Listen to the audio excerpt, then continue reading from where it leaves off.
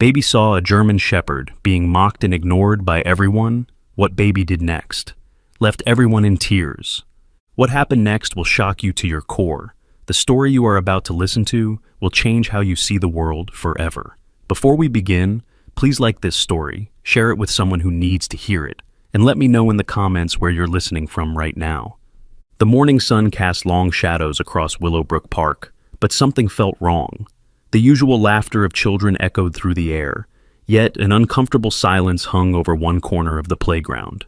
5-year-old Jake tugged at his mother Sarah's hand, his bright blue eyes scanning the familiar swings and slides with unusual curiosity. "Mama, why is everyone looking over there?" Jake whispered, pointing toward a cluster of adults gathered near the old oak tree. Sarah followed his gaze and noticed the crowd too. Their voices carried on the breeze, sharp and judgmental. She couldn't make out the words, but their tone made her stomach twist. Something was happening, and it wasn't good. Jake's small fingers tightened around his mother's hand as they walked closer. The group of adults stood in a loose circle, their backs turned to whatever had captured their attention. Mrs. Henderson from down the street was there, along with Mr. Peterson and several other neighbors Jake recognized from the grocery store. "That thing is dangerous," Mrs. Henderson's voice cut through the air like a knife. "Someone should call animal control before it hurts a child." "Look at those scars," another voice added. "Probably been in fights. These strays are nothing but trouble." Jake's heart began to race. What were they talking about? He stood on his tiptoes, trying to see over the wall of adults, but all he could glimpse were angry faces and pointing fingers. Then he saw it. Behind the adults, pressed against the base of the oak tree, lay the largest dog Jake had ever seen. The German Shepherd's coat was dirty and matted, patches of fur missing in places that revealed pink, scarred skin underneath. The dog's eyes were cloudy, and one ear hung at an odd angle, as if it had been torn and never healed properly. But what struck Jake most wasn't the dog's appearance. It was the way the animal held itself, completely still, head low, as if trying to become invisible. The dog's breathing was shallow, and every few seconds it would glance up at the crowd of people surrounding it, then quickly look away. "Mama," Jake whispered, his voice barely audible. "The doggy looks sad." Sarah noticed the pain in her son's voice and knelt down beside him. "Sweetheart, that dog might be sick or hurt. It's best if we stay away." But Jake couldn't look away. While the adults continued their harsh discussion, he watched the dog's every movement. The animal wasn't aggressive or threatening, it was scared, terrified even. And something deep in Jake's chest began to ache. "It's been here for 3 days, Mr. Peterson was saying. Just lying there, staring at people, makes everyone uncomfortable. My children won't even play on this side of the park anymore," Mrs. Henderson added. "It's ruining everything." Jake felt tears prick at his eyes. The adults were talking about the dog like it wasn't even there, like it couldn't hear every cruel word they spoke. But Jake could see the dog's ears twitch with each insult, could see how it seemed to shrink smaller with every harsh comment. "Someone threw a stick at it yesterday," a younger man said with a laugh. "Thing didn't even move, just sat there and took it." That's when Jake noticed the small cut above the dog's left eye, fresh, still slightly red. Someone had actually hurt this animal, and others thought it was funny. "Jake, come on," Sarah said gently, tugging at his hand. "Let's go to the swings." But Jake's feet felt like they were glued to the ground. He couldn't understand why all these grown-ups, people he had always thought were kind, were being so mean to a dog that was clearly suffering. The German Shepherd lifted its head slightly, and for just a moment, its cloudy eyes met Jake's bright blue ones. In that instant, something passed between them, a recognition, an understanding that neither could put into words. The dog's tail gave the tiniest wag, so small that Jake thought he might have imagined it. "Did you see that, Mama?" Jake whispered excitedly. "The doggy wagged its tail at me." Sarah looked, but the dog had already lowered its head again. "I don't think so, sweetheart. Dogs like that don't usually—" "It did," Jake insisted. "It knows I'm not mean like them." The crowd was beginning to disperse, their cruel entertainment apparently over for the day. As they walked away, Jake heard fragments of their continued conversation. "Should report it to the city. Dangerous animal like that, someone's going to get hurt." But Jake wasn't listening to their words anymore. He was watching the dog, and the dog was watching him. Even as Sarah gently pulled him toward the playground equipment, Jake kept looking back over his shoulder. The German Shepherd had lifted its head again and was following Jake's movement with those cloudy but somehow gentle eyes. "Mama, I want to give him my crackers, Jake said suddenly, remembering the small package of cheese crackers in his pocket that Sarah had packed for snack time. Absolutely not, Jake, Sarah said firmly. We don't know anything about that dog. It could bite you. But he's hungry, Mama. Look how skinny he is. Sarah did look, and she had to admit that the dog was painfully thin. Its ribs were visible beneath the patchy fur, and its hip bones jutted out at sharp angles. But her protective instincts as a mother overrode her sympathy. I understand you want to help, sweetheart, but it's not safe. Come on, let's play on the slides. For the next hour, Jake went through the motions of playing. He climbed the jungle gym, went down the slide, and even pushed himself on the swings, but his attention kept drifting back to the oak tree where the German Shepherd remained motionless. Other children arrived with their parents, and Jake watched the same scene repeat itself. Parents would notice the dog, pull their children away, and whisper warnings about staying clear of that dangerous stray. One mother even called her child back when the little girl got too close, scolding her loudly enough for everyone to hear. Don't go near that thing, Emma. It looks vicious. But Jake could see what the adults couldn't or wouldn't. The dog wasn't vicious. Every time someone approached, even aggressively, the animal would lower its head and try to make itself smaller.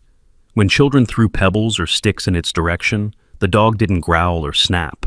It just closed its eyes and waited for the harassment to stop. As the morning wore on, Jake noticed something else.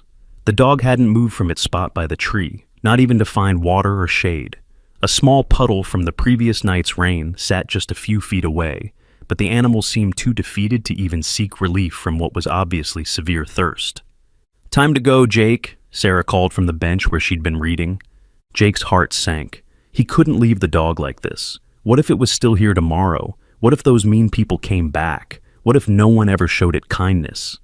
As they walked toward the park exit, Jake made a decision that would change everything. He slipped his hand into his pocket and pulled out the small package of cheese crackers. Without saying a word, he broke away from his mother's side and ran toward the oak tree. Jake, no, Sarah called after him, but he was already there. The German Shepherd lifted its head as Jake approached, and for a moment, both boy and dog stared at each other. Up close, Jake could see that the dog's eyes weren't just cloudy. They were filled with a deep, ancient sadness that seemed far too heavy for any living creature to carry. Hi, doggy, Jake whispered, his voice soft and gentle. Are you hungry? The dog's ears perked up slightly at the kind tone, so different from all the harsh voices it had endured over the past few days. Jake slowly opened the package of crackers and held one out in his small palm. The German Shepherd looked at the offering, then up at Jake's face, as if trying to determine whether this was some new form of torment. But something in the little boy's expression, the genuine concern, the complete absence of fear or disgust, seemed to reach through the animal's protective walls. Very carefully, moving slower than Jake had ever seen any dog move, the German Shepherd stretched its neck forward and gently took the cracker from Jake's hand. Its tongue was warm and soft against Jake's palm, and the dog was so careful not to accidentally nip the child's fingers. Good doggy, Jake whispered, offering another cracker. You're not mean at all, are you? For the first time in days, the dog's tail gave a real wag. Not the tiny movement from before, but an actual wag that seemed to say thank you in the only way it could.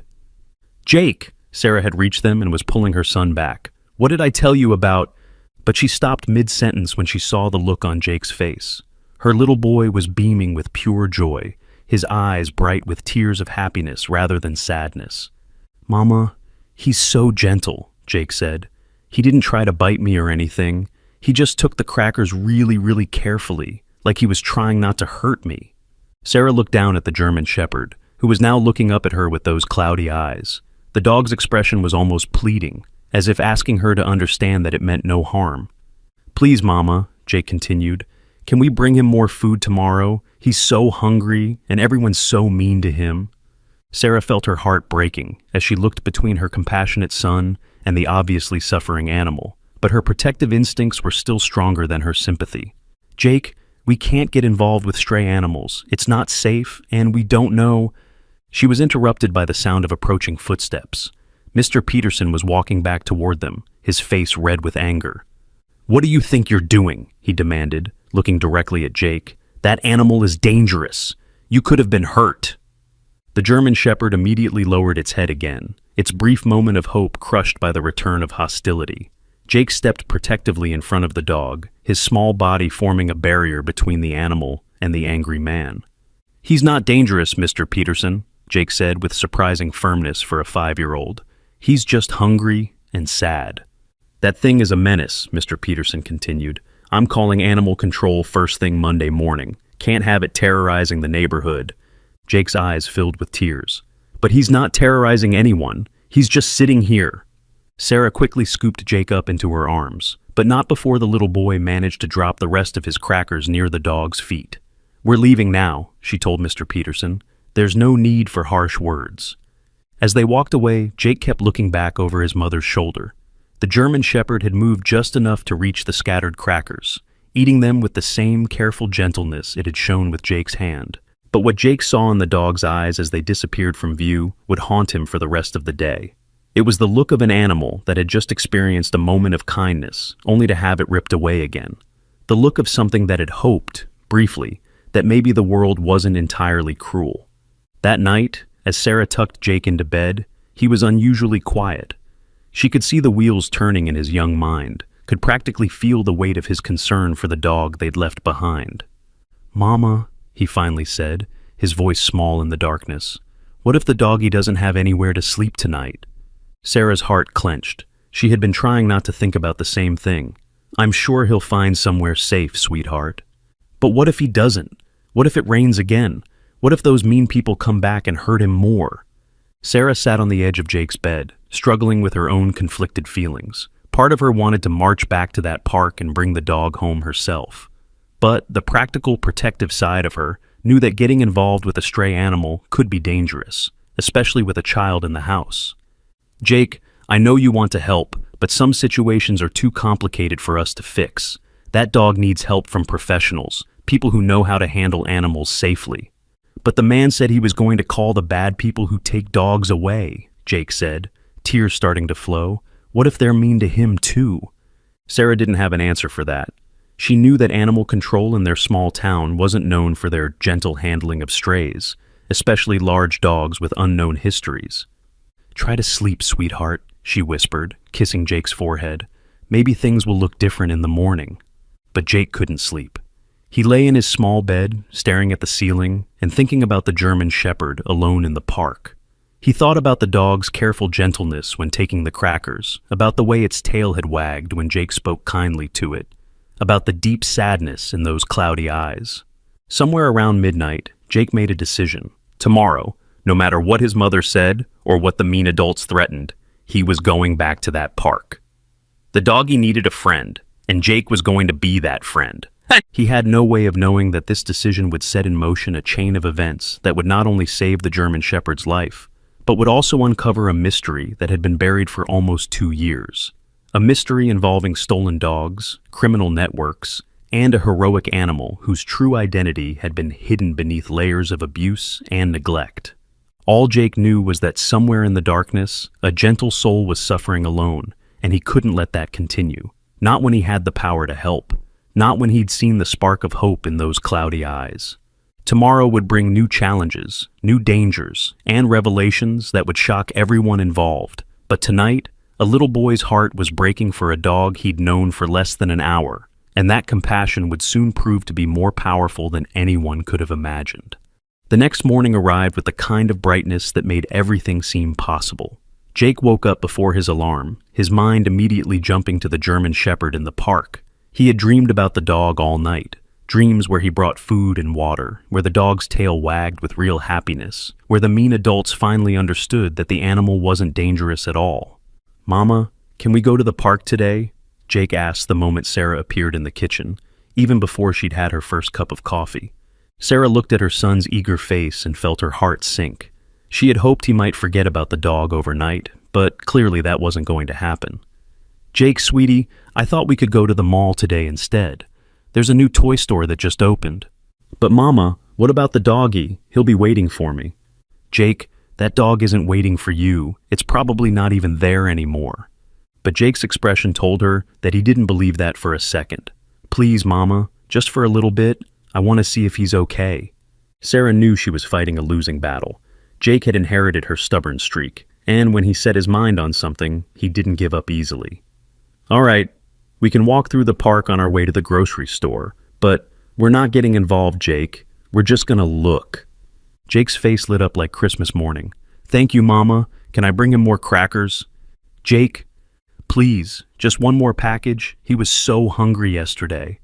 Against her better judgment, Sarah found herself nodding.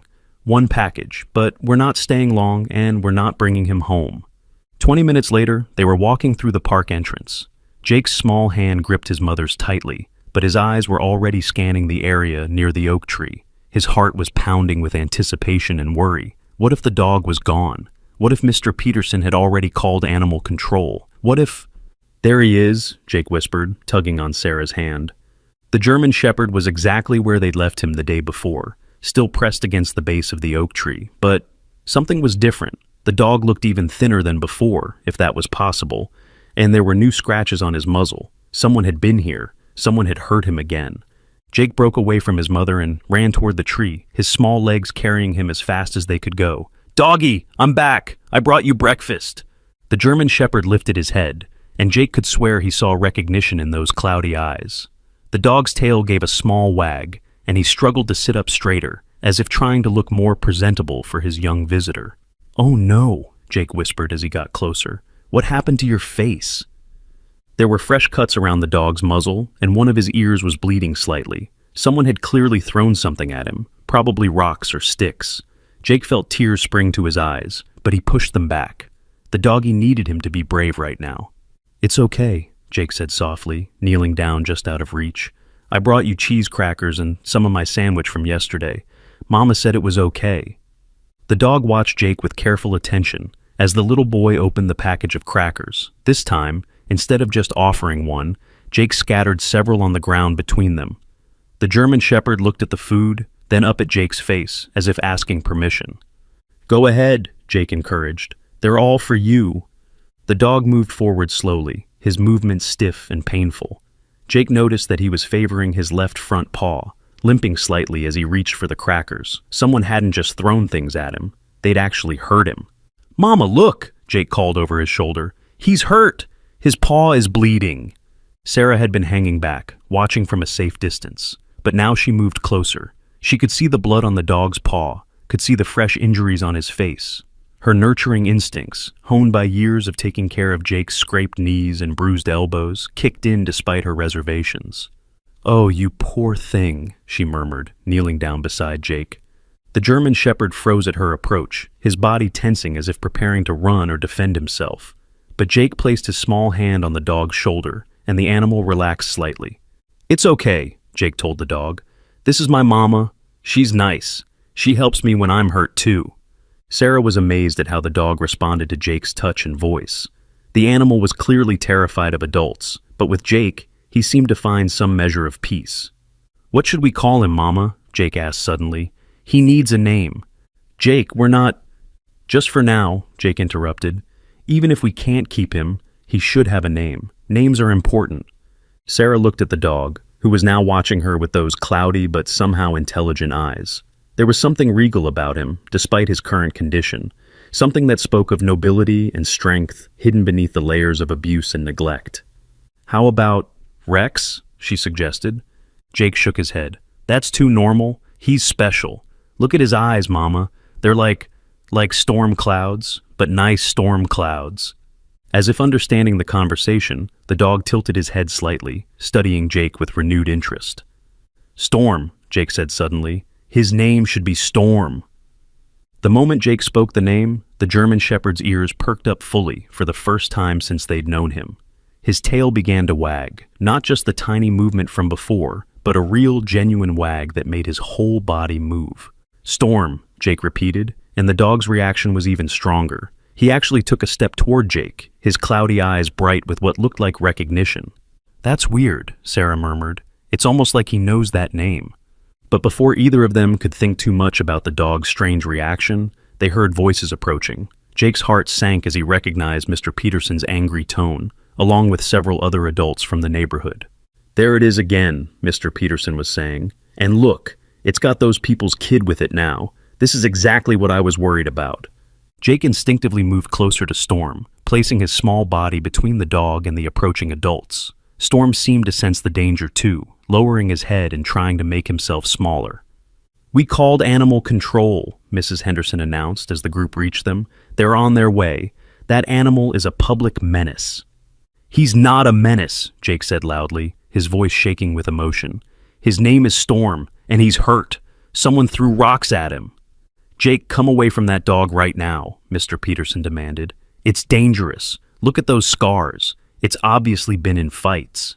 "Maybe because people keep hurting him," Jake shot back, his 5-year-old logic cutting straight to the heart of the matter. Sarah put a protective hand on Jake's shoulder. "We were just leaving," she said diplomatically, but Jake shook his head. "No, Mama, we can't leave Storm here. They're going to hurt him more."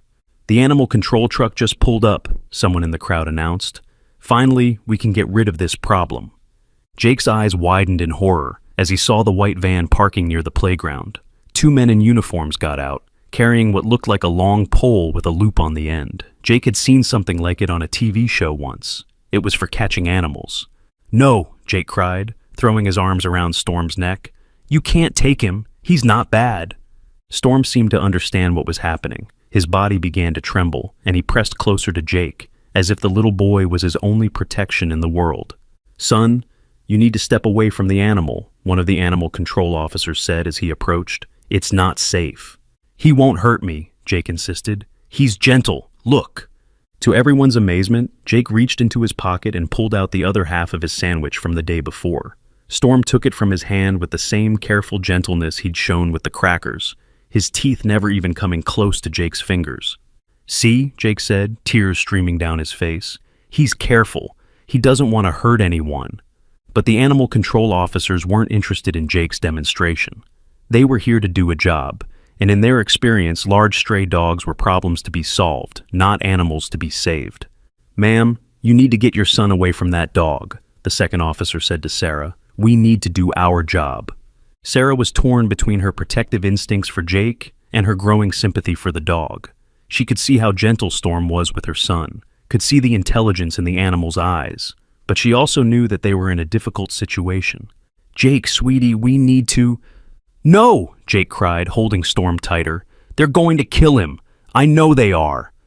The crowd of adults was growing larger, and Jake could hear their whispered conversations. Some were expressing doubt about the dog's supposed danger, especially after seeing how gentle he was with Jake. Others were insisting that the animal needed to be removed regardless. "Look at how calm that dog is with the boy," one woman whispered to her friend. "Maybe it's not as dangerous as we thought." "Doesn't matter," Mr. Peterson said loudly. "It's still a stray, still a health hazard. Could have diseases, fleas, who knows what." Storm's trembling was getting worse, and Jake could feel the dog's fear radiating through his small body. The animal was terrified, not of Jake or even of the situation, but of the uniforms. The sight of animal control officers seemed to trigger something deep and traumatic in Storm's memory. "Please," Jake begged, looking up at his mother with desperate eyes. "Can't we take him home, just until he gets better? Jake, we can't—" "I'll take care of him," Jake interrupted. "I'll feed him and brush him and everything. Please, Mama. He needs us." Sarah looked at her son's tear-streaked face, then at the dog who was now looking at her with what could only be described as pleading eyes. She thought about her own childhood, about the stray cat she'd begged her parents to keep, about how they'd said no and how she'd cried for weeks afterward. But this wasn't a cat. This was a large, unknown dog with obvious trauma and injuries. It could be dangerous, could have diseases, could be too damaged to ever be a safe pet. "Ma'am, we really need to take the animal now," the first officer said, stepping closer with the catch pole. The moment Storm saw the pole, something changed in him. The gentle, passive animal Jake had been comforting suddenly tensed, his lips pulling back in a low growl. But he wasn't growling at Jake or Sarah. He was growling at the officers and their equipment. "See," Mr. Peterson said triumphantly, "I told you it was dangerous. Look at those teeth." But Jake wasn't afraid. He could feel Storm's body trembling beneath his arms, could sense that the dog was terrified, not aggressive. The growling wasn't a threat. It was a plea for help. "He's scared," Jake said, his voice surprisingly steady for a 5-year-old. "Wouldn't you be scared if someone was coming at you with that thing?" The animal control officer paused, struck by the child's words. In his years of doing this job, he'd seen plenty of aggressive dogs, and this wasn't how they behaved. Aggressive dogs didn't tremble and press against children for protection. They didn't take food gently from small hands or wag their tails at kind words. "Maybe we should reassess the situation," the second officer said quietly to his partner. "The dog doesn't seem to be acting aggressively toward the child." "It's still a stray," the first officer replied. "Still our job to remove it." But before they could move closer, something unexpected happened. Storm suddenly lifted his head and stared intently at something in the distance. His ears perked up, and he let out a low whine that sounded almost like recognition. "What's he looking at?" Jake asked, following Storm's gaze. Walking across the park, heading directly toward them, was an elderly man in a faded military jacket. He was tall and thin, with gray hair and a weathered face that spoke of years spent outdoors. But it wasn't his appearance that caught everyone's attention. It was the way Storm was reacting to him. The dog was struggling to stand up, his injured paw making it difficult, but his whole body was vibrating with excitement. His tail was wagging so hard that his entire rear end was moving, and he was making soft, whimpering sounds that Jake had never heard before. "Easy, boy," the man called out as he got closer. "Easy now." Storm's reaction was immediate and overwhelming. Despite his injuries, despite his fear of the uniformed officers, despite the crowd of people surrounding him, the dog somehow found the strength to pull away from Jake and stumble toward the approaching man. "Shadow," the elderly man whispered, his voice cracking with emotion. "Is that really you?" The moment the man said that name, Storm, or Shadow, let out a sound that was part bark, part whine, part cry of pure joy. He reached the man and collapsed against his legs, pressing his head against the familiar hands that were now stroking his matted fur. "Oh, my boy," the man said, tears streaming down his weathered cheeks. "What have they done to you? I've been looking for you for so long." The crowd fell silent, watching this reunion with growing amazement. Even the animal control officers lowered their equipment, clearly recognizing that something extraordinary was happening. "Sir," one of the officers said, "do you know this animal?" The elderly man looked up, his arms wrapped protectively around Shadow's neck. "This is my partner. His name is Shadow, and he's been missing for almost 2 years. Jake's eyes widened. "Your partner? Like, for work?" The man nodded, his hand never stopping its gentle stroking of Shadow's fur. "I'm Thomas Mitchell, retired K-9 officer. Shadow here was my partner for 8 years before I retired. We worked together on the police force, tracking down criminals, finding missing people, stopping drug dealers." The crowd began to murmur with interest and growing respect. This wasn't just any stray dog. This was a police dog, a hero who had served the community. "But how did he end up here?" Sarah asked, her protective arms still around Jake. Thomas's expression darkened. "Shadow went missing 2 years ago, right after I was diagnosed with cancer. I had to go into treatment, and I couldn't take care of him properly. I made arrangements for him to stay with another officer, but..." He paused, his jaw tightening with anger. "The officer claimed Shadow ran away, but I never believed it. Shadow would never just run away." "What do you think really happened?" Jake asked, his young mind trying to piece together the mystery. Thomas looked down at Shadow, taking in the scars, the injuries, the evidence of prolonged abuse and neglect. "I think someone took him, someone who saw a valuable, trained dog and decided to make money off him." The animal control officers exchanged glances. They'd seen cases like this before, valuable dogs stolen and sold to illegal fighting rings or puppy mills. "Have you reported this to the police?" the first officer asked. "Countless times," Thomas replied bitterly. "But without proof, without knowing who took him or where he's been, there wasn't much they could do. I've spent every day for 2 years searching for him." Jake looked between Thomas and Shadow, his heart breaking for both of them. "So, Shadow was never really a stray?" "No," Thomas said, his voice soft. "He's always been loved. He's always had a home. He just couldn't find his way back to it." Shadow lifted his head and looked at Jake, his cloudy eyes filled with gratitude. Somehow, the dog seemed to understand that this little boy had been the bridge that led him back to his person. If Jake hadn't shown him kindness, hadn't protected him from the crowd, hadn't insisted on calling him by a name that was so close to his real one, this reunion might never have happened. "Can Shadow come home with you now?" Jake asked Thomas hopefully. Thomas's expression grew sad. "I wish he could, son, but I'm in an assisted living facility now. They don't allow pets, and I'm I'm not in good enough health to take care of him properly." Jake's heart sank. After everything they had been through, after finding Shadow's real owner, it still might not have a happy ending. "But," Thomas continued, looking at Jake with new interest, "I've been watching you with him. I saw how you protected him, how gentle you were. Shadow trusts you, and that's not something he gives easily anymore." Jake looked up at his mother, with hope shining in his eyes. "Mama?" Sarah felt the weight of the moment pressing down on her. She looked at her son, at the elderly man who clearly loved this dog, at Shadow himself, who was now looking at her with those intelligent, pleading eyes. "I don't know," she said honestly. "It's a big responsibility, and we don't know what kind of care he'll need." "I can help with that," Thomas said quickly. "I know everything about Shadow, his training, his medical history, his temperament. I can teach Jake how to care for him properly." "And I can pay for his medical bills," Thomas added. "I've been saving money for 2 years, hoping to find him again. It's the least I can do." Jake held his breath, waiting for his mother's decision. Shadow seemed to be waiting too, his cloudy eyes fixed on Sarah's face as if he understood that she held his future in her hands. The crowd had grown quiet, everyone waiting to see how this incredible story would end.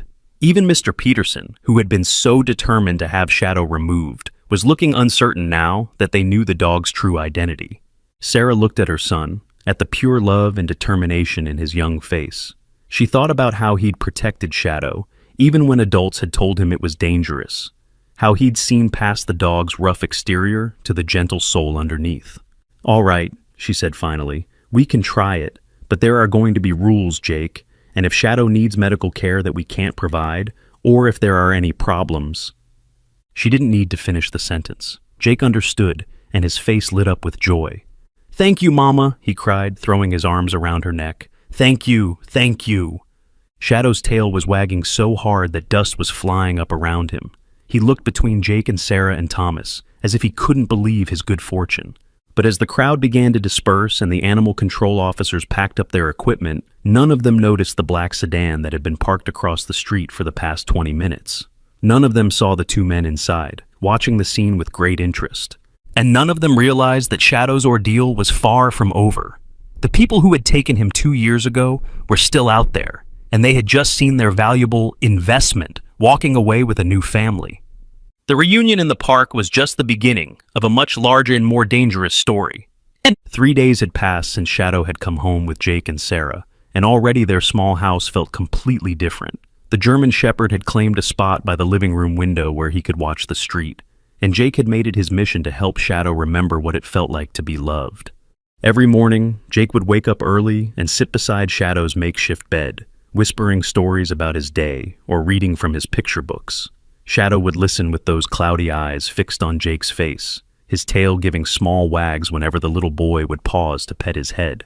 Thomas had been true to his word, visiting every day to help with Shadow's care and to share stories about their time together on the police force.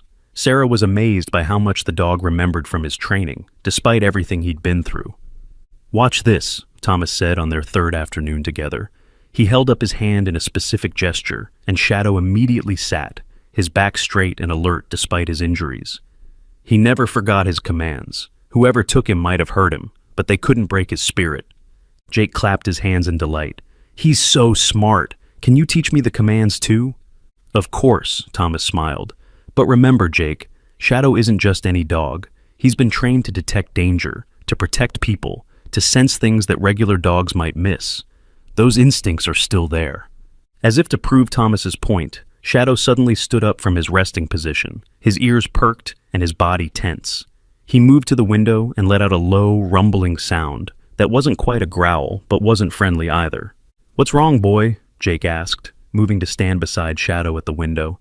Outside, a black sedan was parked across the street, the same sedan that had been there the day before, and the day before that. Sarah had noticed it, but hadn't thought much about it. People parked on their street all the time, but Shadow's reaction suggested something else entirely. "That car again," Sarah murmured, joining them at the window. "It's been there a lot lately." Thomas's expression immediately grew serious. "How long has it been showing up?" "Since we brought Shadow home," Sarah replied, "but I figured it was just someone visiting the neighbors." Thomas studied the car carefully. The windows were tinted too dark to see inside, and the license plate was partially obscured by mud. "Shadow, what do you think?" he asked the dog quietly. Shadow's response was immediate and alarming. He backed away from the window, his body language shifting from alert to genuinely frightened. This wasn't the reaction of a dog seeing strangers. This was the reaction of an animal recognizing a specific threat. "We need to call the police," Thomas said without hesitation. "The police?" Sarah asked, startled. "Don't you think that's a bit extreme? It's just a parked car." "Sarah, you don't understand what Shadow's been through. For him to react like this—" Thomas paused, watching as Shadow began pacing nervously around the room. "I think the people who took him might be looking for him."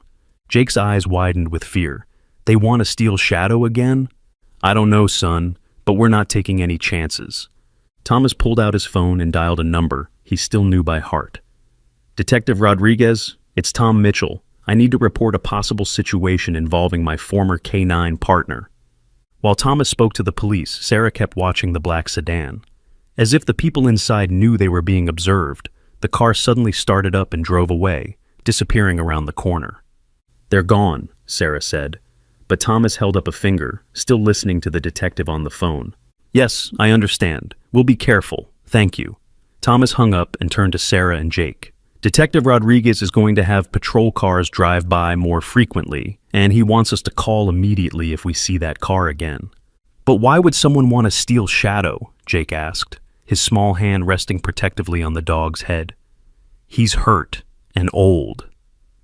Thomas sat down heavily in Sarah's armchair, suddenly looking every one of his 73 years. "Jake, what I'm about to tell you might be hard to understand, but Shadow isn't just any police dog. He was special, even among K9 officers." "Special how?" Sarah asked, settling onto the couch with Jake beside her. "Shadow was trained in narcotics detection, but he was also trained for something else, tracking specific scents across long distances. He could find people who had been missing for days, sometimes weeks. He had a success rate that was almost impossible to believe." Jake looked down at Shadow, who had finally settled at his feet but was still watching the window nervously. "So, he's like a superhero dog?" Thomas smiled sadly. "Something like that. And that kind of training, that level of skill, it's worth a lot of money to the wrong people." "What do you mean?" Sarah asked, though she was beginning to get a sick feeling in her stomach. "Criminal organizations, drug dealers, people who traffic stolen goods, they would pay enormous amounts for a dog with Shadow's abilities.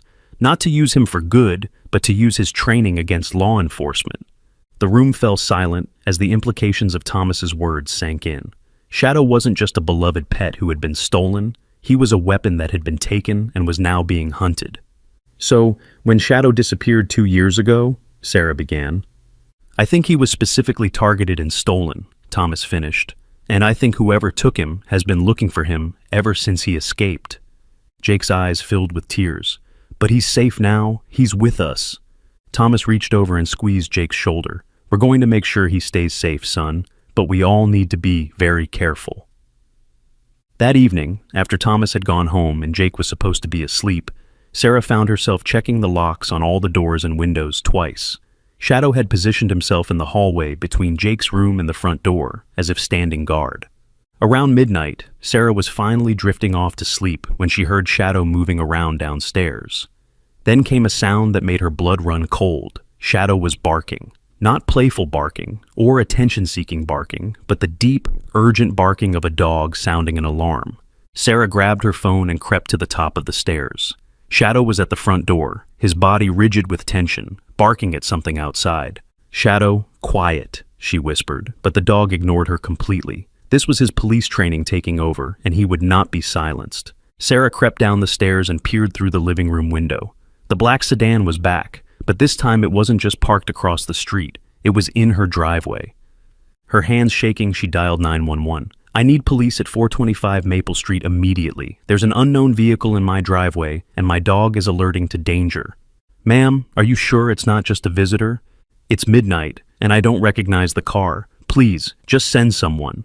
Shadow's barking was getting more intense, and now Sarah could hear voices outside. Male voices, speaking in low tones. They were trying to be quiet, but Shadow's enhanced hearing was picking up every word. "Mama," Jake's voice came from the top of the stairs. "What's happening?" "Stay upstairs, Jake," Sarah called back. But her son was already coming down, rubbing his eyes sleepily. The moment Jake appeared, Shadow stopped barking and moved protectively between the little boy and the door. His training was kicking in. Protect the innocent, especially children. "There are bad people outside, aren't there?" Jake whispered, wrapping his arms around Shadow's neck. Before Sarah could answer, there was a soft scratching sound at the back door. Someone was trying to get in. "Go back upstairs right now," Sarah whispered urgently to Jake. "Lock yourself in the bathroom and don't come out until I tell you to." But Jake shook his head. "I won't leave Shadow." The scratching sound continued, and now Shadow was growling low in his throat. His police instincts were fully activated, and he was ready to defend his new family. Sarah's phone buzzed with a text from an unknown number. "We just want the dog. Send him outside and no one gets hurt." Her blood ran cold. Whoever these people were, they had her phone number. They'd been watching her family, learning their routines, planning this. She quickly texted back, "Police are on their way." The response came immediately. "No police yet. We're watching. Send out the dog or we come in." Sarah looked at Shadow, who was now positioned in front of Jake like a furry shield. The dog's cloudy eyes were bright with determination, and she realized that he would fight to the death before letting anyone hurt Jake. "Shadow, come here," she whispered. The dog looked at her, but didn't move. He wouldn't leave Jake's side. Then she heard the sound she'd been praying for. Sirens in the distance, getting closer. The police were coming. Immediately, she heard urgent whispers from outside, and the scratching at the back door stopped. Car doors slammed, and the black sedan's engine roared to life. By the time the police cars pulled into the driveway, the intruders were gone, but they'd left behind evidence of their presence. Scratches around the back door lock, footprints in the flower bed, and a small electronic device stuck to the underside of Sarah's car. "It's a GPS tracker," Officer Martinez explained as he held up the device. "They have been monitoring your movements." Detective Rodriguez arrived 20 minutes later, taking photos and collecting evidence. "Mrs. Patterson, I'm going to be honest with you. These people are professionals. The way they attempted entry, the surveillance equipment, the coordinated timing, this isn't some random crime." "What does that mean for us?" Sarah asked, Jake still clinging to Shadow's side. "It means they're not going to give up easily. They want Shadow back, and they're willing to break the law to get him." Thomas arrived shortly after, having been called by Detective Rodriguez. His face was grim as he listened to the police report. "Tom, we need to know everything about Shadow's disappearance," Detective Rodriguez said. "Every detail you can remember." Thomas sat down heavily, his hands shaking slightly. "I've gone over it 1,000 times in my head. Shadow was staying with Officer Bradley while I was in treatment. Bradley claimed he let Shadow out in his backyard one morning, and the dog just vanished. No holes in the fence, no gates left open. He was just gone. And you didn't believe it? Shadow would never run away. He's loyal to a fault. Even if he got out accidentally, he would have found his way back or stayed in the area. He wouldn't just disappear." Detective Rodriguez made notes as Thomas spoke. "Did Officer Bradley seem nervous when he reported Shadow missing? Any strange behavior?" "He seemed, I don't know, guilty maybe, like he wasn't telling me everything, but I was so sick from the chemo that I wasn't thinking clearly. I should have pushed harder for answers." "What happened to Bradley?" Thomas's expression darkened. "He retired early, about 6 months after Shadow disappeared, bought a house in Florida with cash, said he'd been saving for years, but police salaries don't usually allow for cash purchases of Florida homes," Detective Rodriguez finished. "Exactly." Sarah felt a chill run down her spine. "You think this Bradley person sold Shadow?" "I think Bradley was paid to make Shadow disappear," Thomas said quietly. "And I think whoever paid him has been looking for their investment ever since Shadow escaped." Jake had been listening to this conversation with growing fear, but also with growing determination. So, they're never going to stop trying to take Shadow? The adults exchanged glances, none of them wanting to lie to the child, but also not wanting to terrify him. "We're going to catch them, son," Detective Rodriguez said finally, "but until we do, you and your family need to be very careful." "What kind of careful?" Sarah asked. "Vary your routines. Don't go to the same places at the same times. Keep Shadow inside unless absolutely necessary. And if you see anything suspicious, anything at all, call immediately." As the police finished their investigation and left, Sarah found herself facing a terrible decision. Keeping Shadow meant putting Jake in danger, but giving him up meant abandoning an innocent animal to people who had already hurt him terribly. "Mama, we can't let them take Shadow," Jake said, as if reading her thoughts. "He protected us tonight. Now we have to protect him." Sarah looked down at her son, barely 6 years old, but already showing a courage and moral clarity that amazed her. Then she looked at Shadow, who was watching her with those intelligent, trusting eyes. "You're right," she said finally. "Shadow is family now, and families protect each other." But even as she said the words, Sarah couldn't shake the feeling that the night's events were just the beginning. Somewhere out there, dangerous people were planning their next move, and they wouldn't be caught off guard a second time. Shadow seemed to sense her worry. He moved closer to her and rested his head against her leg, a gesture of comfort that spoke volumes about the bond that had already formed between them. "Tomorrow we'll figure out a plan," Sarah whispered, stroking Shadow's head. "But tonight, we're all safe." Outside, unbeknownst to any of them, a different car had parked 3 blocks away. The people inside were watching Sarah's house through high-powered binoculars, taking notes on the police response time, the security measures, and the family's routines. They had failed tonight, but they were already planning for tomorrow. Shadow was worth too much money to give up on, and they had invested too much time and resources to walk away empty-handed. The real battle for Shadow's freedom was just beginning. 2 weeks had passed since the attempted break-in, and life had settled into a new routine of careful vigilance. Sarah had taken time off work to stay home with Jake and Shadow, while Thomas visited daily to help with security planning and Shadow's continued recovery. The German Shepherd was slowly regaining his strength, but his training remained sharp. Every morning, he would conduct what Thomas called the perimeter check of the house and yard, using skills that had been drilled into him during his police days. Jake had become Shadow's constant companion, learning the dog's commands and even helping with basic training exercises.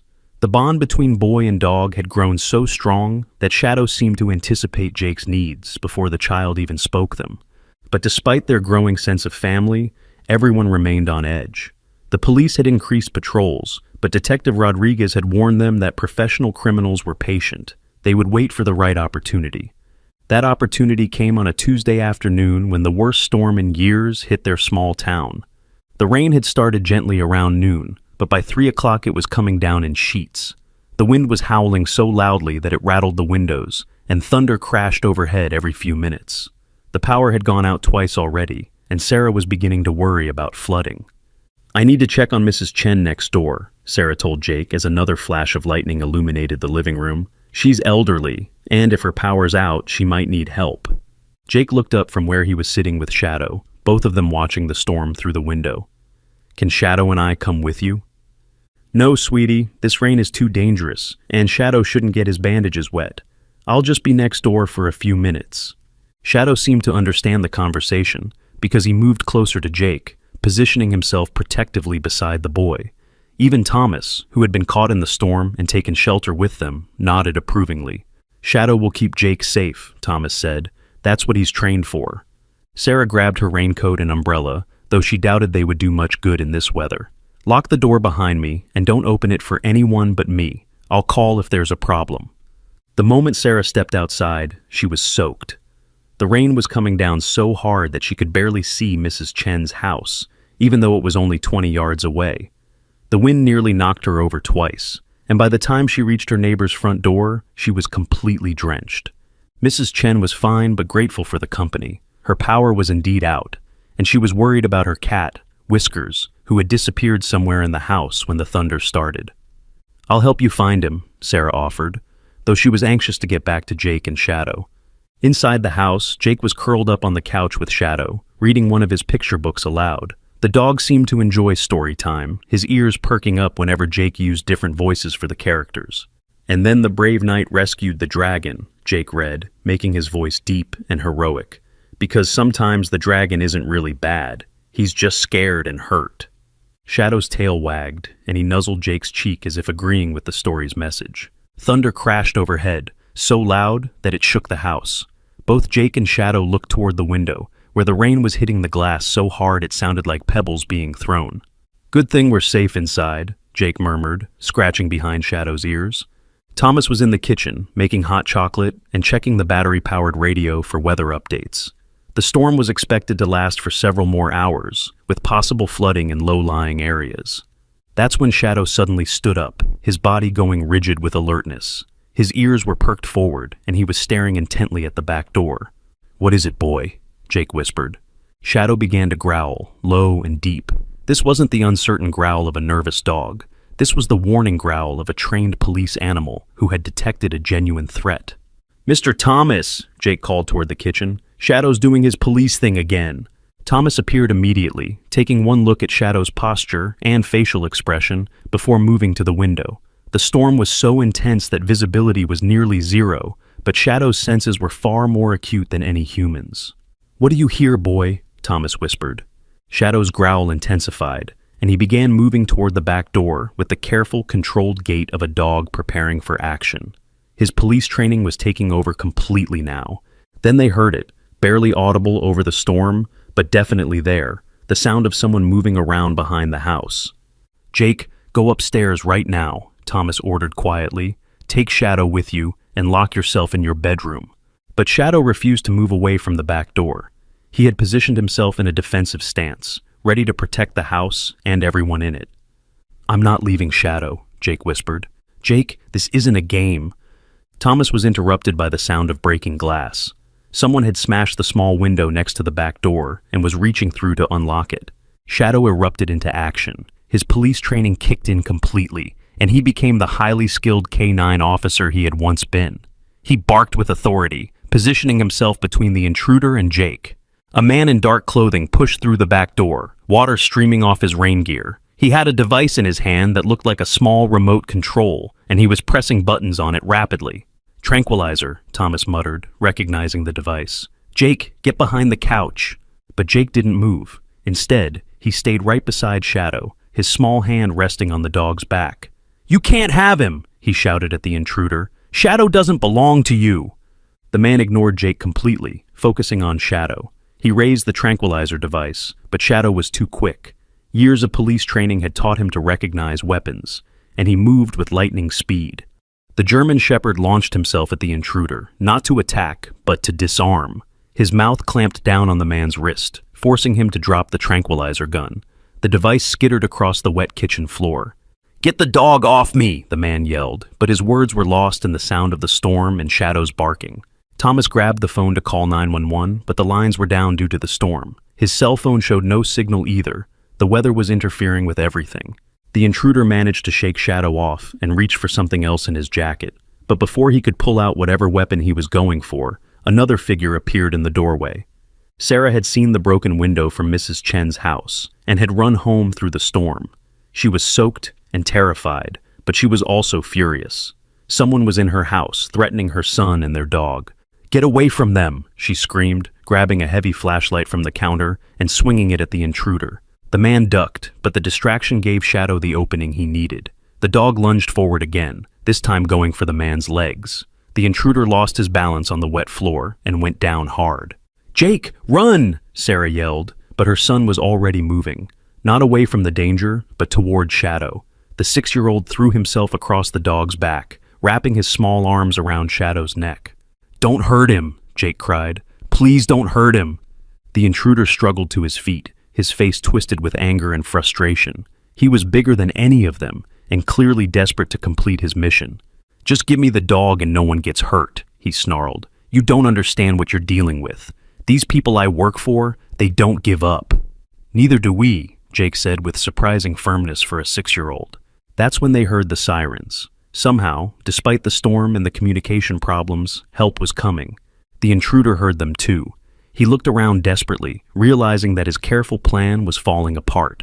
The storm that was supposed to provide cover was now trapping him. "This isn't over," he said, backing toward the door. "That dog is worth more money than you can imagine. My employers will be back." Shadow growled one final warning, and the man disappeared into the storm. Within minutes, police cars were filling the driveway. Detective Rodriguez and Officer Martinez rushed into the house, followed by paramedics and crime scene technicians. "Everyone okay?" Detective Rodriguez asked, taking in the scene of broken glass and overturned furniture.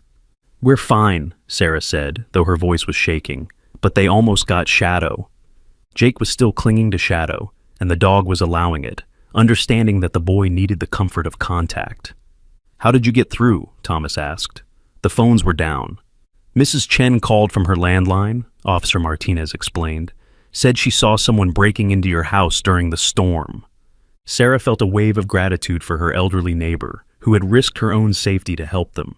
Detective Rodriguez was examining the tranquilizer device the intruder had dropped. "This is professional grade," he said grimly. "The kind of thing used by veterinarians or animal control, but modified for quick deployment." "What does that tell us?" Sarah asked. "It tells us we're dealing with people who have resources, training, and access to specialized equipment. This isn't some street-level criminal operation." Thomas was studying the broken window and the point of entry. They knew exactly how to get in quickly and quietly. They've been watching this house, learning the layout. "And they knew about the storm," Sarah added. "They planned this for when visibility would be low and communication would be difficult." Detective Rodriguez nodded. "We're going to post officers here around the clock until we can get this resolved. These people have escalated to breaking and entering, which means they're getting desperate." "But why is Shadow so important to them?" Jake asked. "I mean, I know he's special, but why do they want him so badly?" The adults exchanged glances. This was the question they had all been avoiding, but Jake deserved an answer. Thomas knelt down beside Jake and Shadow. "Son, Shadow isn't just any police dog. He was part of a special unit that was very successful at stopping bad people from doing bad things. When he disappeared, a lot of cases went unsolved. So, they want him to help them be better at being bad? Something like that.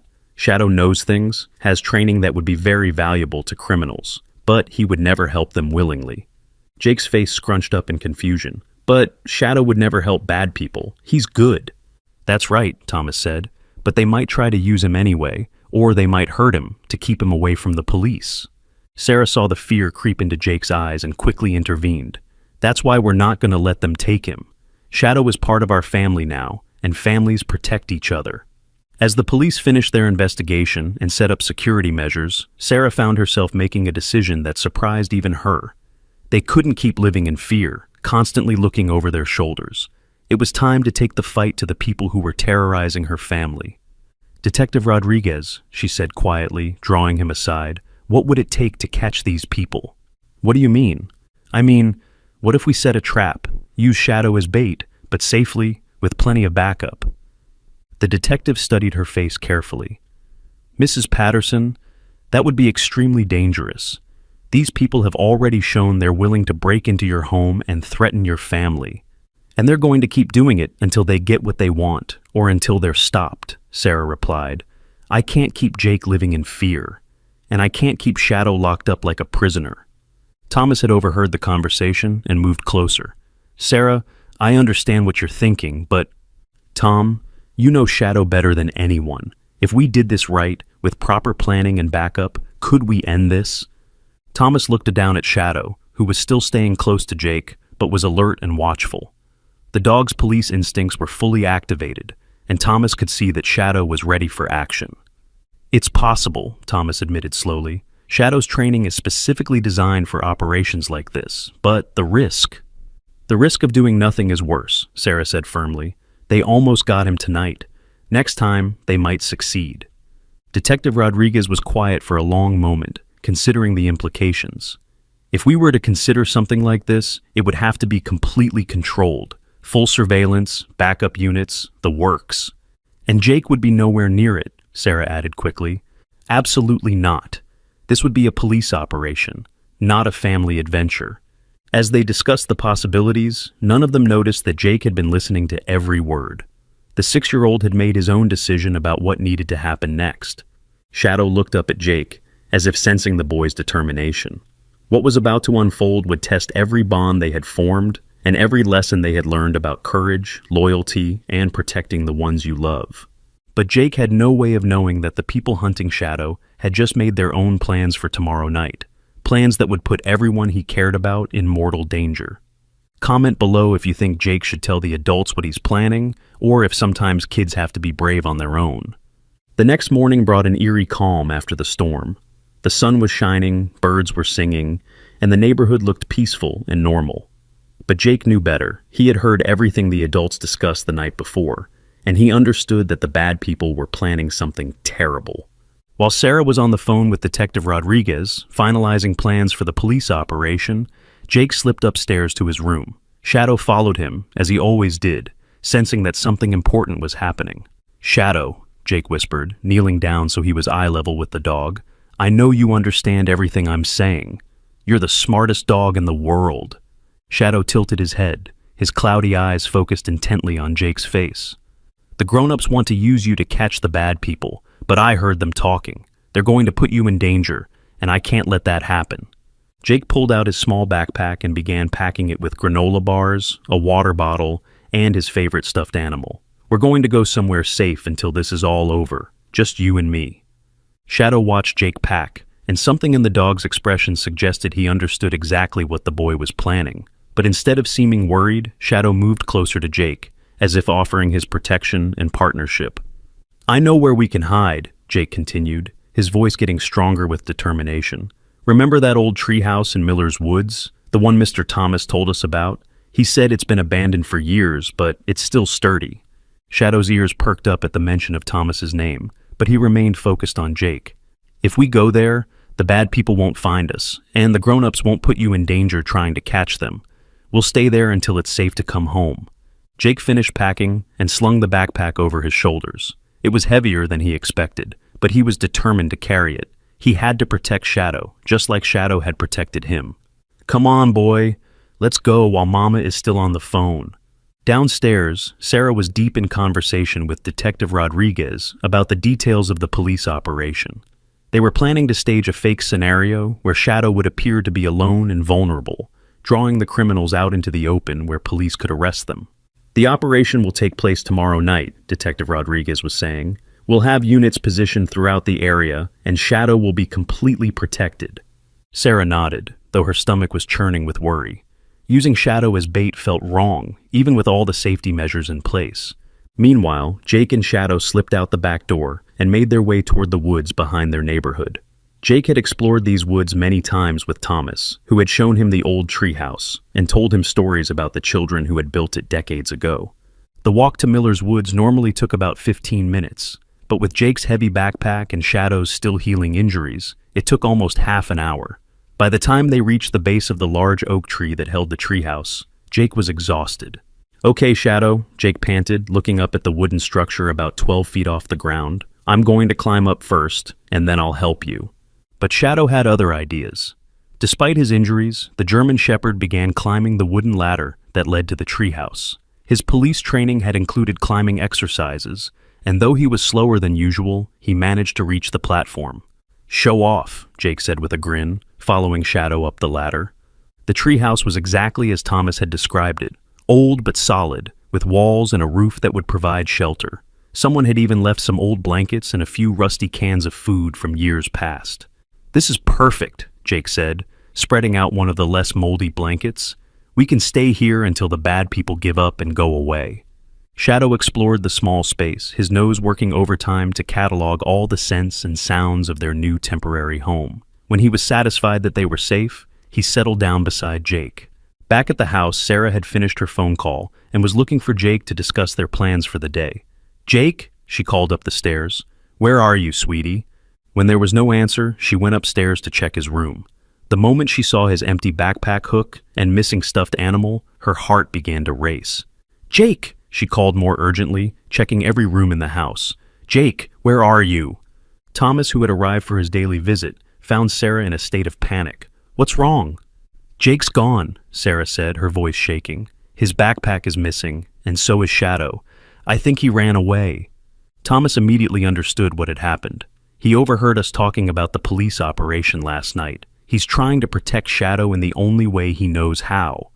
But where would he go? He's only 6 years old. Thomas was already heading for the door. "I have an idea.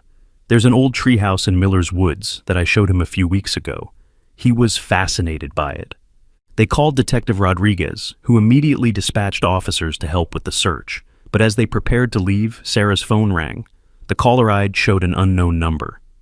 "Mrs. Patterson," a cold voice said when she answered, "we have a proposition for you." Sarah's blood ran cold. "Who is this?" "That's not important. What is important is that we know your son and the dog are missing. We also know where they are."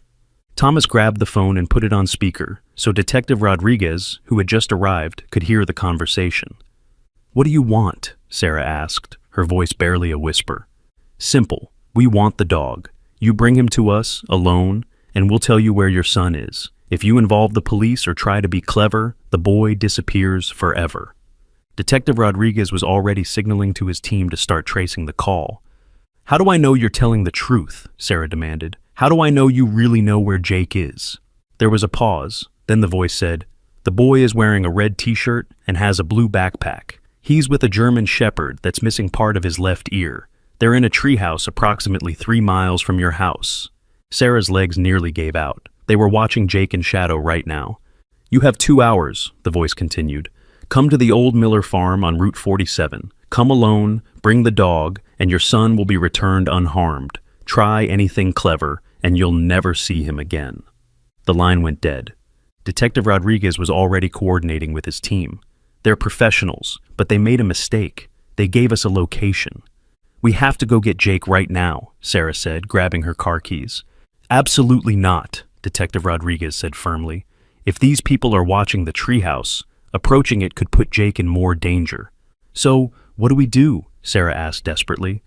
Thomas had been quiet during this exchange, but now he spoke up. "We trust Shadow."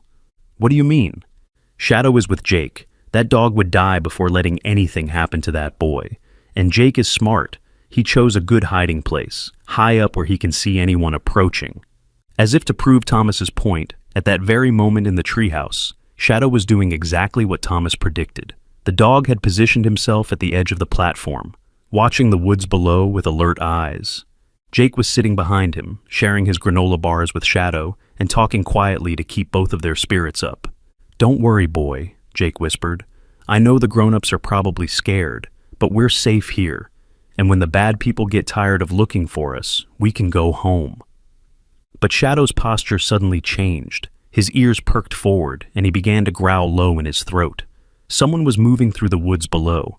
Jake crawled to the edge of the platform and peered down through the leaves. 2 men in dark clothing were walking slowly through the trees, looking up at the treehouse. "There they are," one of the men said, his voice carrying clearly in the still air. "Just like the boss said." Jake's heart began to pound. How had they found them so quickly? Shadow's growl intensified, but Jake placed a calming hand on the dog's back. "Quiet, boy," he whispered. "They might not know for sure we're up here."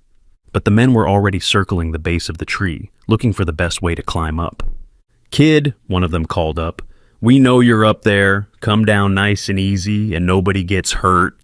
Jake pressed himself against the wall of the treehouse, trying to stay hidden. Shadow positioned himself between Jake and the ladder, ready to defend his young friend. "We just want the dog," the second man said. "You can go home to your mama after we take him." "No," Jake called down, his voice shaking but determined. "Shadow belongs with me." The first man started climbing the ladder. "Kid, don't make this harder than it has to be." That's when Shadow made his move. The German Shepherd positioned himself at the top of the ladder and let out a bark that echoed through the entire woods. It wasn't just any bark. It was the specific alert bark that police dogs use to call for backup. Even though there were no other police officers nearby, Shadow's training kicked in completely. He began barking in a pattern that Thomas would have recognized immediately, the emergency signal that meant, "Officer needs assistance." The man on the ladder hesitated. He had expected to deal with a scared child and an injured dog, not a fully trained police K9 in protection mode. "Just grab the dog," his partner called from below. "Boss wants this finished." But as the man reached the top of the ladder, Shadow showed him exactly why German Shepherds were chosen for police work. Moving with speed and precision that belied his injuries, Shadow grabbed the man's wrist in his teeth and held on. The man screamed and lost his grip on the ladder, falling 12 feet to the ground below. His partner rushed to help him, but the fallen man's wrist was clearly injured. "The dog bit me," he yelled. "I think it's broken." Jake watched from his hiding spot, amazed at Shadow's bravery and skill, but he also knew that the men wouldn't give up easily. "We need to get out of here," Jake whispered to Shadow. The dog seemed to agree. He moved to the back edge of the treehouse platform, where thick branches extended toward another tree. Without hesitation, Shadow jumped across the gap, landing gracefully on the adjoining tree. Jake stared in amazement. Shadow, I can't jump that far. But Shadow was already working on a solution. He began barking again, this time in a different pattern. Within minutes, Jake heard the sound of sirens in the distance. He called for help, Jake whispered in wonder. Shadow actually called the police. The two men below heard the sirens too and began arguing about what to do. We need to get out of here, the injured man said, cradling his hurt wrist. Not without the dog. Boss will kill us if we come back empty-handed. But Shadow had other plans. From his position in the neighboring tree, he began barking again, leading the approaching police directly to their location. Detective Rodriguez was the first to reach the scene, followed by Sarah and Thomas. They found the two criminals trying to climb up to the treehouse while a 6-year-old boy cheered on his canine protector from above. Jake, Sarah called up, are you okay? I'm fine, Mama, Jake called back. Shadow protected me. He's the best police dog ever. The arrest of the two men happened quickly, but as Detective Rodriguez was reading them their rights, the injured man made a confession that shocked everyone. You don't understand, he said desperately. We're just the hired help. The real boss is someone you'd never suspect, someone who's been planning this for 2 years. Who? Detective Rodriguez demanded. The man looked around nervously, then whispered a name that made Thomas's face go white with rage. Officer Bradley.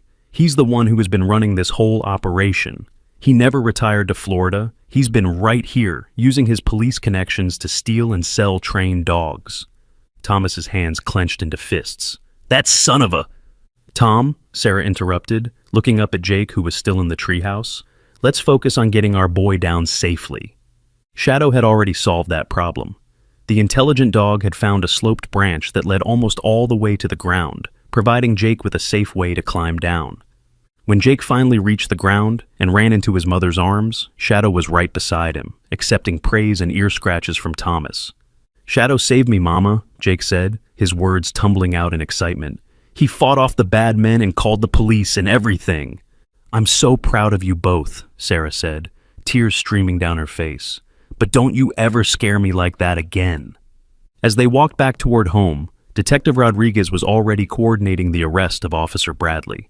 The corrupt cop's house was raided that evening, revealing evidence of a dog theft ring that had operated across 3 states. But Jake had one more surprise for everyone. As they reached their backyard, he turned to Thomas with a serious expression. Mr. Thomas, I think Shadow wants to ask you something important. Thomas knelt down beside Shadow, who looked up at him with those intelligent, cloudy eyes. What is it, boy? Shadow walked over to Jake and sat down beside him, then looked back at Thomas expectantly. I think, Jake said with the wisdom that sometimes comes from very young children, Shadow wants to know if he can stay with us forever, but still be your partner too. Thomas felt tears spring to his eyes as he understood what Jake was suggesting. You mean, share custody? Like divorced parents do, Jake nodded solemnly. Shadow can live with us, but visit you every day. That way he has a family and you have your partner back. Sarah looked at Thomas hopefully. What do you think? Thomas reached out and stroked Shadow's head, thinking about everything they had all been through together. I think that's the best idea I've heard in 2 years. Shadow's tail wagged so hard that it stirred up a small dust cloud, and Jake threw his arms around both Thomas and the dog. But what none of them knew was that their story was about to take one more incredible turn, one that would make Shadow not just a local hero, but a symbol of hope for the entire community. What do you think Thomas is going to suggest that will change everything for Shadow and Jake forever? 3 months later, Jake stood proudly beside Shadow on the steps of City Hall, both of them wearing matching blue ribbons. The entire town had gathered to witness something that had never happened before in their small community. Mayor Henderson stepped up to the microphone, her voice carrying across the crowd of families, police officers, and news reporters who had come to witness this historic moment. Ladies and gentlemen, she began, today we honor not just one hero, but 2. 6-year-old Jake Patterson and Shadow, a retired police K9, have shown us what true courage and loyalty look like. Jake beamed up at Thomas, who was standing behind them in his old police uniform, specially pressed for this occasion. Sarah stood nearby, tears of pride streaming down her face as she watched her son accept recognition for his bravery. But this ceremony isn't just about honoring heroes, Mayor Henderson continued. It's about announcing a new program that will change our community forever. The crowd murmured with interest as Thomas stepped forward to the microphone. 3 months ago, Thomas began, his voice strong and clear, Shadow was a broken, lost dog that everyone had given up on. Today, he's about to become something extraordinary. Jake looked up at Shadow, who was sitting perfectly still in his official police posture, but his tail was wagging slightly, a sign that he was happy and content. With the support of our police department and the mayor's office, Thomas continued, Shadow is being reinstated as an active K-9 officer, but this time, he won't just be working with one partner. Thomas gestured to Jake, who stepped forward with a confidence that would have been impossible just months before. Jake Patterson is officially being named Shadow's junior partner in our new Community K-9 program. Together, they'll visit schools, help with community safety education, and show other children that sometimes the most broken things can become the most beautiful. The crowd erupted in applause, but Jake barely heard it. He was looking at Shadow, who had turned his head to meet Jake's gaze. In those cloudy eyes, Jake saw everything he needed to know. They were partners now, officially and forever. Detective Rodriguez stepped forward with a small badge and collar. Shadow, you are hereby reinstated to active duty as K-9 Officer Shadow, Community Division. And Jake Patterson, you are officially appointed as Junior Community Safety Officer. As the badge was pinned to Jake's shirt and the new collar was placed around Shadow's neck, something magical happened. Shadow stood up and placed his paw on Jake's shoulder, just like he used to do with Thomas during their police ceremonies years ago. I now pronounce you, Thomas said with a grin, the youngest K-9 team in state history. The crowd's cheers were deafening, but Jake was focused on something else entirely. Shadow was looking at him with eyes that were no longer cloudy with pain and sadness. They were bright, clear, and full of purpose. After the ceremony, as the crowd began to disperse, Mrs. Chen approached them with tears in her eyes. Jake, she said, I want you to know that what you did changed more than just Shadow's life. You showed all of us what it means to see past the surface, to the heart underneath. Jake nodded solemnly, then brightened. Mrs. Chen, would you like to meet Shadow properly? He's really gentle, and he loves making new friends now. As Mrs. Chen knelt down to pet Shadow, Jake noticed something that made his heart soar. Shadow's tail wasn't just wagging. It was wagging with the same joy and confidence it had shown in the old police photos Thomas had shown him. Over the following weeks, Jake and Shadow's story spread far beyond their small town. Videos of their school visits went viral, showing Shadow helping nervous children overcome their fear of dogs, while Jake explained how kindness could heal even the deepest wounds. They appeared on the local news, then the state news, and finally on a national morning show, where Jake's simple wisdom about seeing past scars to find the good inside touched millions of viewers. Shadow taught me that sometimes the scariest looking things are just scared inside, Jake told the television host. And when you're kind to scared things, they become brave things. But the most meaningful moment came 6 months after the ceremony, when they received a letter from a child in another state. Dear Jake and Shadow, the letter read, I saw your story on TV. I have a dog that everyone says is mean, but I think he's just sad like Shadow was. Can you tell me how to help him? Jake looked at Shadow, who seemed to sense the importance of the moment. Shadow, Jake said seriously, I think we have more work to do. Shadow's response was a gentle woof that sounded exactly like, yes. From that day forward, Jake and Shadow began traveling to schools and communities across the region, sharing their story and helping other children understand that every creature, human or animal, deserves a chance at love and redemption. Thomas accompanied them on these trips, watching with pride as his former partner and his young friend showed the world what he had always known, that the bond between a child and a dog could change everything. Sarah often marveled at how much their lives had changed since that first day in the park. Jake had grown from a shy 6-year-old into a confident young advocate for animal welfare. Shadow had transformed from a broken, discarded dog into a symbol of hope and healing. But perhaps the most remarkable change was in their community itself. The story of Jake and Shadow had inspired others to look beyond surface appearances, to offer kindness instead of judgment, and to believe in second chances. The dog park where they first met Shadow was renamed Second Chances Park, and it became a gathering place for families and their pets, including many rescued animals who had found new homes thanks to Jake and Shadow's example. On the first anniversary of their meeting, Jake and Shadow returned to the oak tree where their story began. Jake had grown taller, but he still had to look up slightly to meet Shadow's eyes. "You know what, Shadow?" Jake said, stroking the dog's head. "I think we were both lost that day, and we found each other." Shadow leaned against Jake's side, the gesture that had become their signature move during public appearances. Together, they looked out over the park where children were playing, families were laughing, and several rescue dogs were running freely with their new owners. Thomas joined them under the oak tree, carrying a small plaque that would be installed there the following week. "What does it say?" Jake asked. Thomas read aloud, "In memory of all the lost souls who find their way home through love, dedicated to Jake Patterson and K9 Officer Shadow, who showed us that every ending can be a new beginning." Jake nodded approvingly, then looked up at Thomas with a question that had been on his mind for weeks. "Mr. Thomas, do you think Shadow knows how many people he's helped?" Thomas looked down at Shadow, who was watching a group of children playing with a rescue dog their family had adopted after hearing Jake and Shadow's story. "I think he knows exactly what he's accomplished," Thomas said, "and I think he's proud of his partner." Jake beamed at the word partner. It still gave him chills every time someone used it. As the sun set over Second Chances Park, Jake and Shadow walked home together, their matching badges catching the last rays of light. Behind them, Thomas followed at a respectful distance, smiling at the sight of his former partner and the little boy who had saved them all.